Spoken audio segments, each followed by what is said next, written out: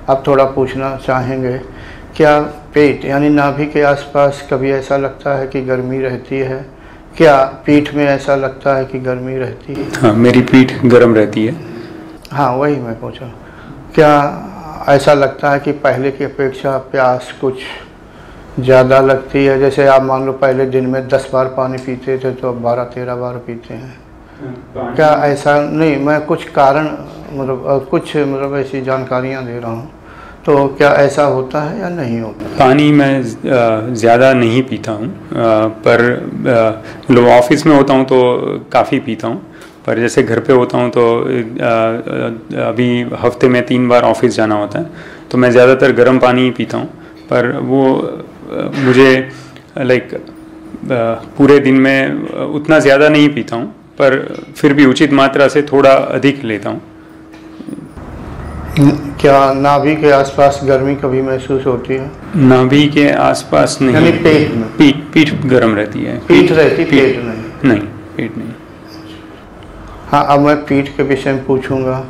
सिर्फ ध्यान के समय ही गर्म रहती है, या जब ऑफिस का कार्य कर रहे होते तब भी गर्म होती है, या घर में आप चुपचाप बैठे हुए हैं तब भी गर्म होती है, या आप मान लो शांत कहीं भी कार के बाहर पार्क में यानी चुपचाप बैठे हुए तब होती है? तो थोड़ा आप याद करके बताएं कि सिर्फ ध्यान के समय ही होती है या इसके अतिरिक्त भी थोड़ी गर्मी सी महसूस होने लगती? ज़्यादा गर्म नहीं होती, ऐसा लगता है कि देखो मुझे गर्मी लगने लगी। ज़्यादातर ध्यान के समय होता है, पर उसके अलावा जैसे कभी सोचना कम करते हैं तो भी महसूस किया हुआ है।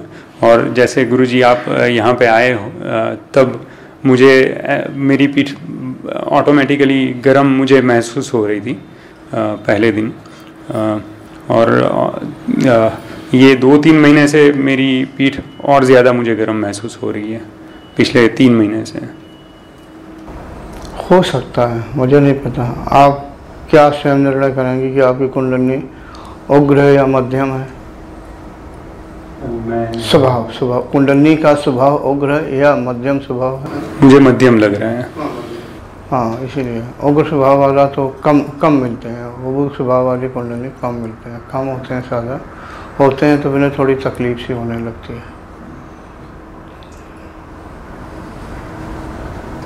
तो फिर इतना ज़्यादा वजन कम नहीं होना चाहिए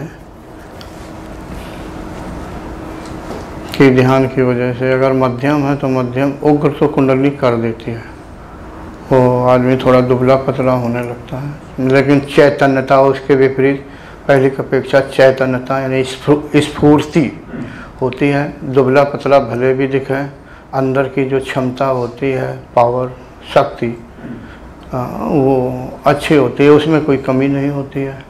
आप अगर पहले 5 किलोमीटर चलते थे तो भले दुबले पतले हैं तो 6 किलोमीटर भी चल सकते पैदल, यानी इस तरह का गुण आ जाता है।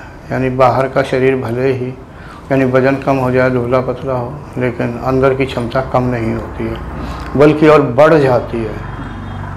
सही बात यह है, क्योंकि अंदर जो है दिव्यता आ जाती है। सूक्ष्म शरीर में दिव्यता आ जाती है। ये स्थूल शरीर तो यंत्र मात्र है। क्या आप आकलन कर सकते हैं कि जो पहले यानी जो कुंडली जागृत नहीं थी तब उसके मतलब तब तक और अब वर्तमान में क्या इस विषय में अंतर लग रहा है? बहुत भारी अंतर है, क्योंकि पहले मैं जैसे सीज़न चेंज होती थी तो बीमार भी होता था। अभी मैं बीमार काफ़ी आपकी कृपा से नहीं होता हूँ, और प्राणायाम वगैरह भी मैं 3 महीने अगर 100% में से 95% मेरा प्राणायाम मिस नहीं होता, और ध्यान भी मतलब एवरीडे 2 आवर्स मिनिमम रहता है, और वीकेंड में 2 से 3 घंटे के बीच में होता है। पर हो सकता है कि इस कारण से थोड़ा वजन कम हो, अगर आप पहले बीमार हो जाते थे किसी कारण से और अब कम हो गए, हाँ ये, और मैं इस पे इसलिए नहीं बोलता हूँ कि कुंडली जागृत होकर यानी ऊपर को गमन जब करती है तो साधकों की जो बीमारियाँ होती हैं ना, उन्हें भी उखाड़ के फेंक देती है। लेकिन अगर मैं इस पे कुछ कहूँगा तो बहुत से साधक हमसे प्रश्न कर देंगे, मुझे तो ये बीमारी थी वो ठीक ही नहीं हुई। या मान लो किसी को कैंसर जैसी बीमारी होगी, कहे गुरुजी मेरी कुंडली जागृत कर दो तो कैंसर ठीक हो जाएगा या अमुक चीज़ ठीक हो जाएगा। ऐसा कुछ नहीं होता है। लेकिन हाँ, जो अभ्यास के द्वारा जब कुंडली ऊर्ध्व होती है तो छोटी मोटी बीमारियां अपने आप ठीक हो जाती हैं। ये तो होता है।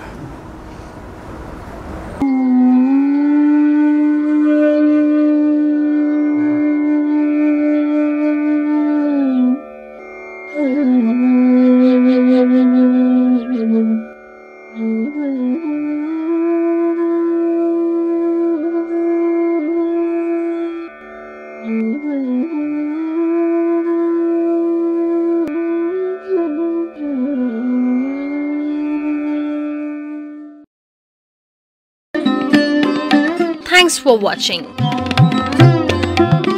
Remember to like, comment and subscribe.